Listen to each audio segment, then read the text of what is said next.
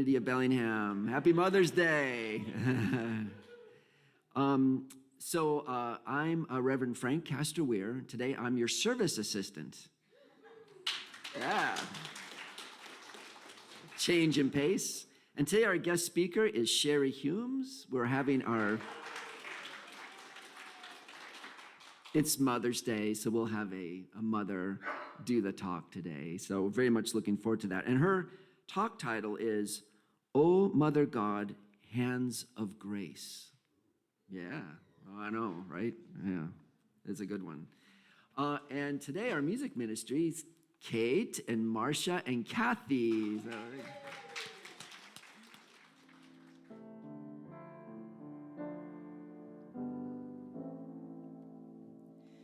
Mother God, flowing through our hearts, we give thanks for the bread of our lives, for the hands of the earth, and the fruit of your womb. O Mother God, blessed be. O Mother God, blessed be. O Mother God, thank you for this day, for the love that you offer to me, and this joy in my heart I will share with the world. O Mother God, blessed be. O Mother God, blessed be.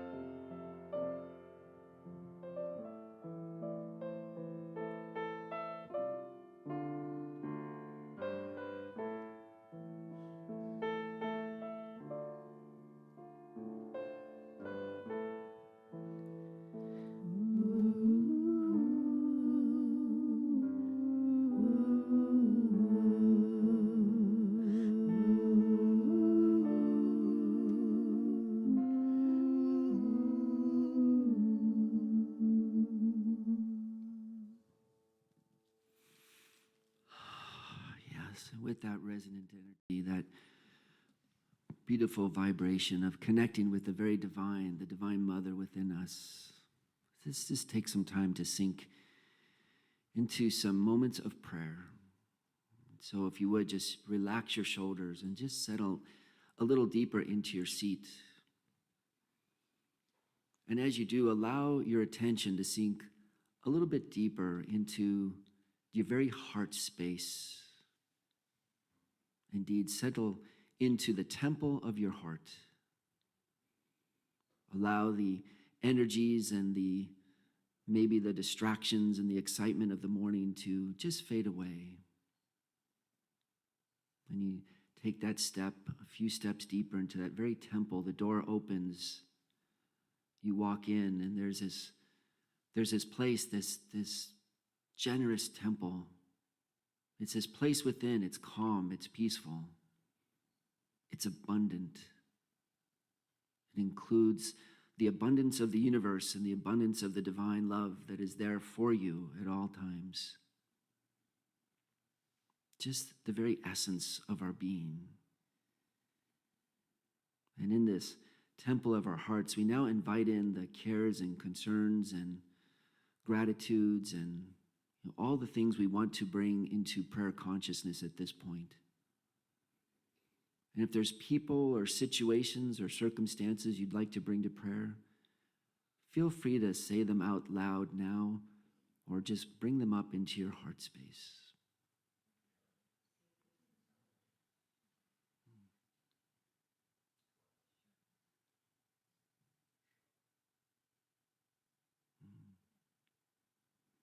And for all these people and situations we've mentioned, and for those we hold quietly in our hearts, They're here present at the altar of our temple. And in this temple of our hearts, there is no problems to solve. We don't focus on issues. We don't focus on something that's wrong. Rather, we bring all these people and these concerns, and we bring them to the energy of the divine, wholeness, transformation, healing, abundance, alignment, coherent, goodness,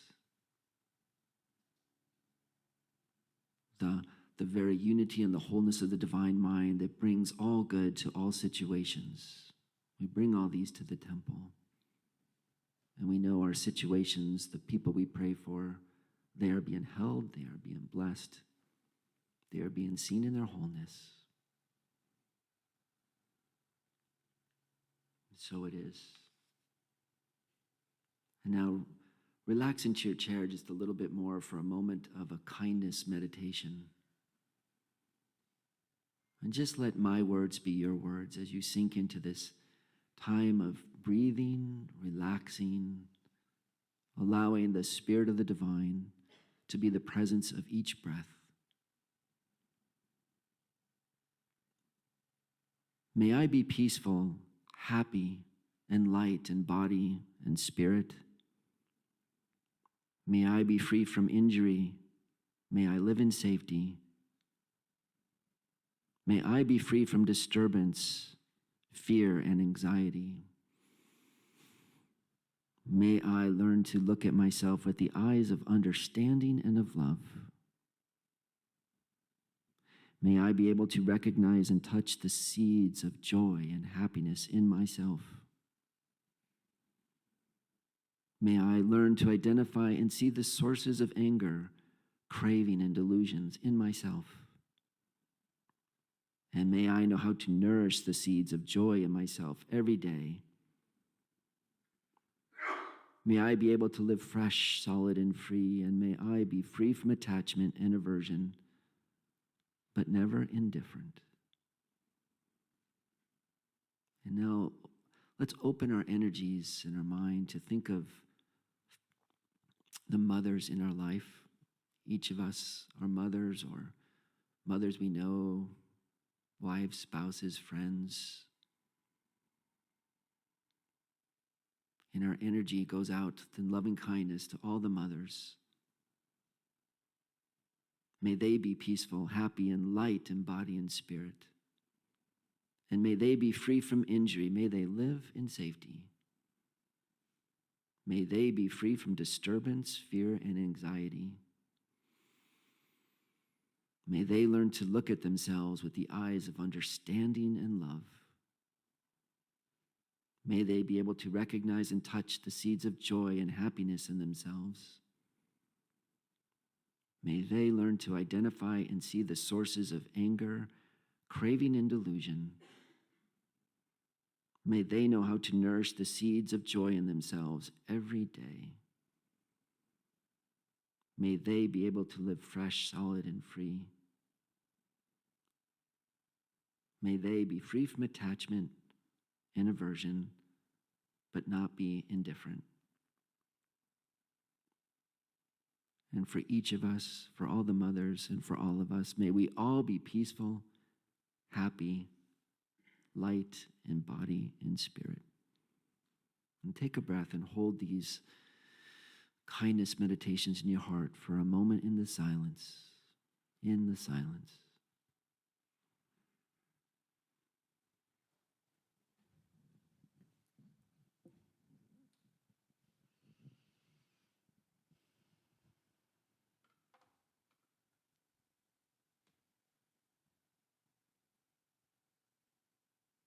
May all beings be peaceful, happy, and light in body and spirit.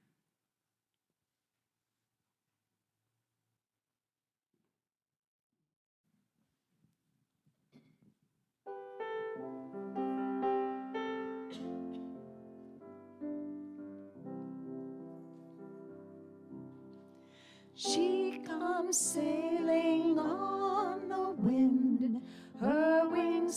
flashing in the sun, on a journey just begun, she flies on, and in the passage of her flight, her song rings out through the night, full of laughter, full of light, she flies on.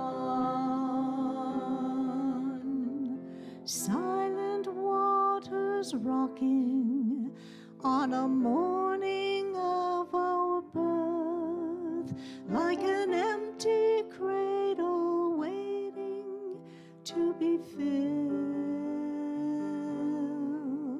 And from the heart of God the Spirit moved upon the earth, like a mother breathing life into her child. She comes sailing on the wind, her wings flashing in the sun, on a journey just begun, she flies on, and in the passage of her flight, her song rings out through the night, full of laughter, full of light, she flies on. Many were the dreamers whose eyes were given sight when the Spirit filled their dreams with life and form. Deserts turned to gardens, broken hearts found new delight, and then down the ages still she flew on. She comes sailing on the wind, her wings flashing in the sun, on a journey just begun, she flies on, and in the passage of her flight, her song rings out through the night, full of laughter, full of light, she flies on. Long after the deep darkness that fell upon the earth, after dawn returned in flame of rising sun, Spirit touched the earth again. Again her wings unfurled, bringing life in wind and fire as she flew on. She comes sailing on the wind, her wings flashing in the sun, on a journey just begun, she flies on,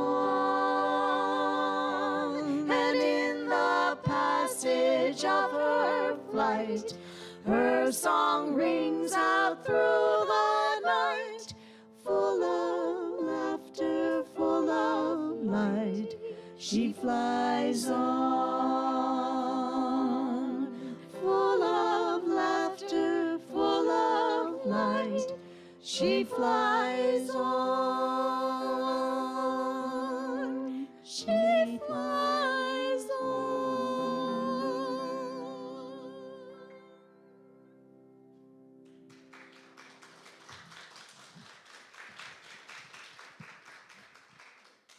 Okay. Hi, everybody. It's kind of like throwing a party and hoping somebody shows up, you know? So it's really good to see you all on this beautiful day. Hope you've got to enjoy some of the sun. And, you know, we, in the Northwest, we live for days like this. Yeah, it's why we're here.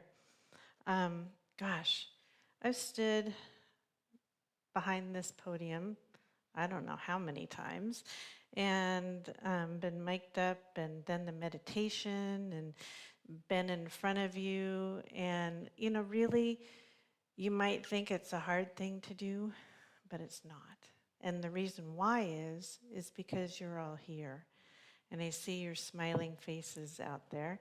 And it feels like home, and it is home. So my goal today is to provide a heartfelt, thoughtful Mother's Day presentation for you each. First, a bit of history. Did you know that the idea of Mother's Day was created by Anne Reeves Jarvis, who was a peace activist in the Civil War? And Anne, what she did is she cared for soldiers on both sides of the battlefield, and I think that's really unique and wonderful. Anne, along with a friend of hers, a co-suffragist, Julia Ward Howe, created Mother's Day for Peace.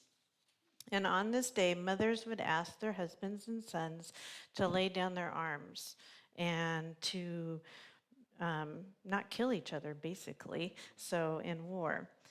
Anne and Julia wanted peace and to honor all people, all men and all women, and have amicable settlement for all questions that created conflict. That was their goal. So they worked tirelessly to have a day set aside to honor all mothers, because they believed a mother is a person who has done more for you than anyone else in the world. So that was how it all started. And what they did is, the symbol of that was white carnations. So that's how it all began. I want to go back about 32 years ago, when I and my two daughters, Rachel and Natalie, were asked to provide the Mother's Day service. I spoke from experience as a daughter and a mother. Rachel was about 6 years old, and Natalie was about 3.5 years old. The girls actually took the spotlight. They sat in a rocking chair. So if you can imagine a 6-year-old and a 3.5-year-old sitting in this rocking chair holding a book. And what they read is that they read a book called I'll Love You Forever, I'll Like You for Always. And this is a story, if you're not familiar with it, it's a story about a mom who rocks her son to sleep through all his challenging stages of development. So when he's asleep, she creeps upstairs and she picks him up and she rocks him and she says, I'll love you forever, I'll like you for always, as long as I'm living, my baby you'll be. So time passes, and now the son is the one that is supporting his mother, who is aged. And he goes over to her house one evening because she calls him and says, I'm having some issues and I need some support. And he goes and he picks her up and he cradles her and he rocks her and he says, I'll love you forever, I'll like you for always, as long as I'm living, my mommy you'll be. So when they got to that point, there was not a dry eye in this place. We had Kleenex all around. So anyway, that was very poignant. And I share this as a pivot point to remember that love, deep love, is infinite. Love given unconditionally travels right back around through time and space to soothe comfort, to listen deeply. Just this week, I was given a touchstone of that infinite circle of love. My sister-in-law found a letter that my mom had written my brothers and I, a long time ago. My mom's been gone for about 21 years, and so this was probably several decades ago that she wrote this. The love of my mother, her words, really, they soothed me even after all these years, just kind of like a warm, tender hug through time and space when I read this. So I want to share these words with you, but I want you to imagine that these words are for you too, okay? So, to my beautiful children, I've been thinking about doing this for a couple of years so you can see that I have no sense of dire urgency. There's nothing wrong. I just needed to find the words to tell you a few things, and I needed to find a time that seemed right. I need to tell you how wonderful you are, how proud of you I am, and the greatness of my love for you. I couldn't get the words right. They were either too maudlin or had no feeling in them at all. Then one day, driving someplace in the car, I heard a song, a Beatles song. There are places I'll remember all my life, though some have changed. Some forever, but not for better. Some have gone and some remain. All these places had their moments with lovers and friends I still can recall. Some are dead and some are living. In my life, I've loved them all. But of all these friends and lovers, there's no one that compares with you. And these memories lose their feeling. You lose their meaning when I think of love as something new. I know I'll never lose affection for people and things that went before. I know I'll often stop and think about them. In my life, I've loved you more. In my life, I've loved you more. You each have special talents and abilities and a profound goodness in your heart. Never doubt your unique contribution to the family of man. My beliefs tell me that in another time and place, we agreed to be family and help each other grow. Thank you for agreeing to be my kids. Love, Mom. So that was my mama. So now I want to speak to you as a daughter, a mother, and a nana to 6 amazing grandchildren. I want to say I am not a crone. I could be a matriarch. I do love elephants, and that's what I think of a matriarch. But that doesn't seem to fit me either. Nope. I choose to think of myself as a wise woman, a keeper of wisdom who can support my daughters, my son-in-laws, and my 6 beautiful grandchildren to feel loved and appreciated for who they are as individuals, to support their unique journey, finding and opening doors to new possibilities, to hold space for them as individuals, and to share often that I love them just as they are. As a wise woman, I listen to and I follow the whispers of my heart. I know that when I deepen and expand my spirituality, that shines through to my kids and my grandkids. That, I feel, is a beautiful legacy to cultivate. I love to learn and be inspired, and recently I was led to a new area of study, and this is how I began my interest in the Gospel of Mary Magdalene. So you can see I brought a couple of things, for you to look at, and you're welcome after service to take a look at the books if you want to. The history, I'll give you a bit of history. So the history of early Christianity reads like an adventure novel. A quick overview is that when Constantine became emperor of Rome in about 324 AD, he declared Christianity to be the religion of the Roman Empire. In 325 AD, he created the Council of, I think I'm going to say this right, I forgot to look it up, Nicaea, is that how you say it, Frank? Thank you, Nicaea. So in 325, he created the Council of Nicaea. The council decided which texts would be standard of the church. The other texts, were known as the canonical Gospels, were suppressed, and anyone who disagreed was exiled or executed. So, suppression often inspires dissent. And so some of those texts survived. Scraps and fragments have been found over the years, And however, in 1945, a stash of text was found in the deserts of Egypt in a large clay jar. These writings are now referred to as the Nag Hammadi.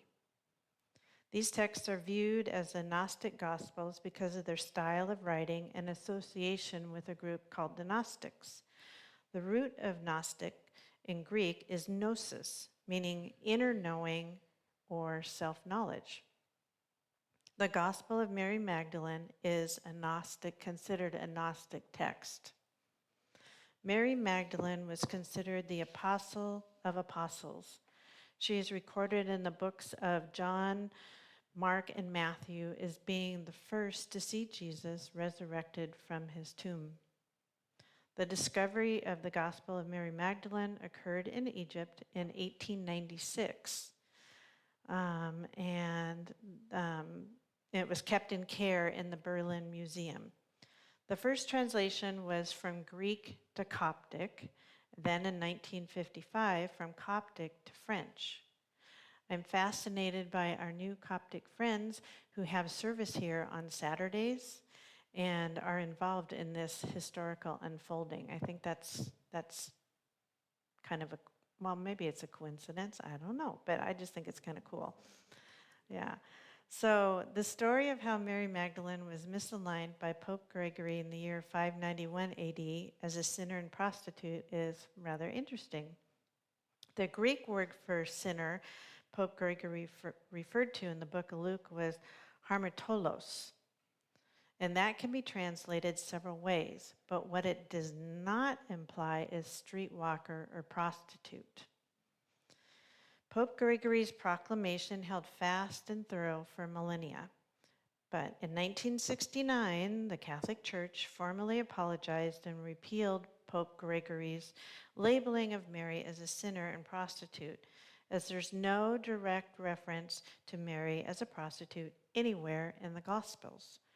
I didn't know this until I began my quest to study the Gospel of Mary Magdalene, and I don't think it's widely known, so I'm happy to share it with you. So back to Mother's Day and how Mary Magdalene fits into our time together. Mary's Gospel reminds us that the greatest law that we can hold true to is that of love. To embrace and fulfill Mary's Gospel, we gain the understanding that we're here to be a true child, a child of true humanity, or a true human, which translated in Greek means fully human and fully divine. It is revealed to Mary by Jesus to see or discern what is ego and what is soul, and then take action on that vision. Developing that vision, we learn to see from the eye of the heart. In my meditations, I often have used the phrase inner eye open, heart receptive. My big aha was realizing a different meaning for this sacred invitation. Inner eye is the eye of the heart. The Gospel of Mary provides each of us a new perspective that spirituality is achieved through seeking a deeper inner knowing, that being fully humanly divine is an inside quest.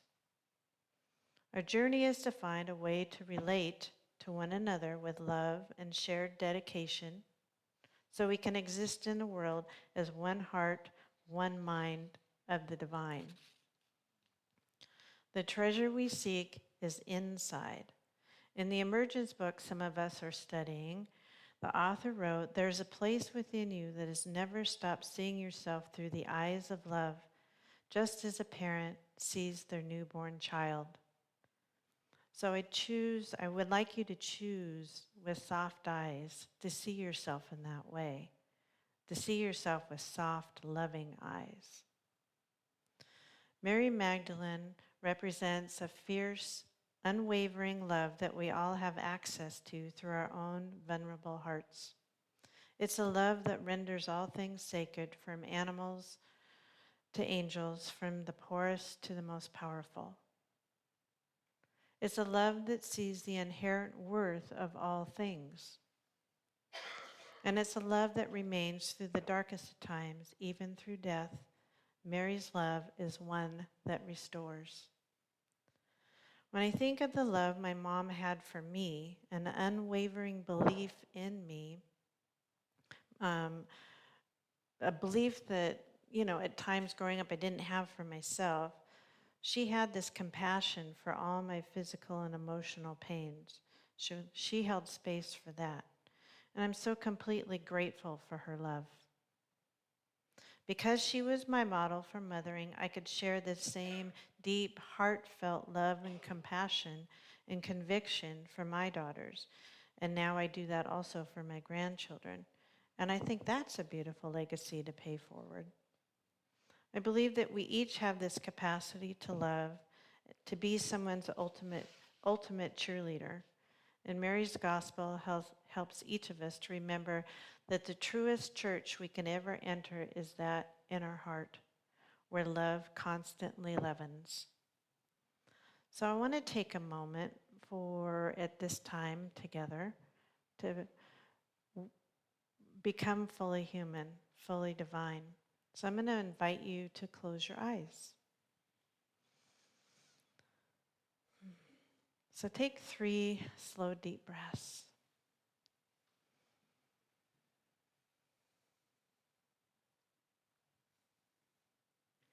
And focus on your heart.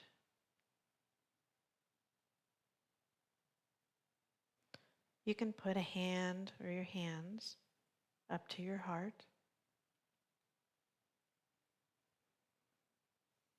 And as you breathe,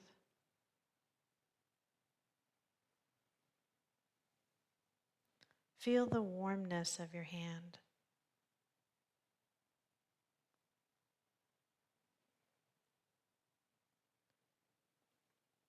Allow yourself to feel your inner eye open, the eye of your heart.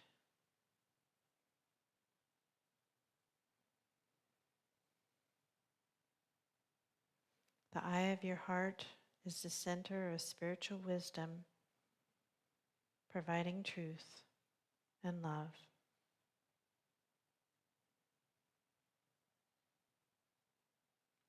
You are held safe in this heart space of divine love.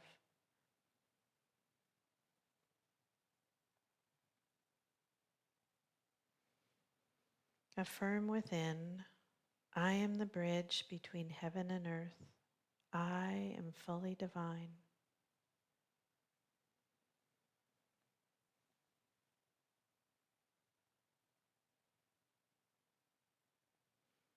I am the bridge between heaven and earth. I am fully divine.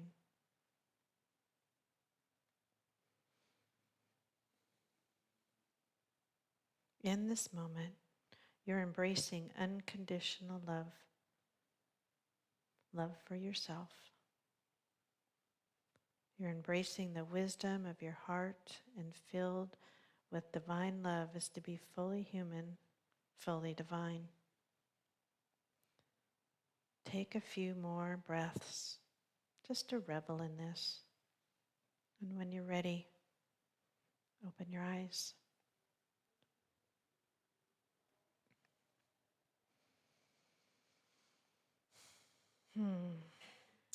This Mother's Day, I hope that you remember your mom, your grandmother, maybe an aunt, a neighbor, a teacher, a sister, someone who made a difference in your life. They believed in you, inspired you to follow your dreams, cared for you when you were ill, gave you a warm hug when most needed. Send them a silent thank you.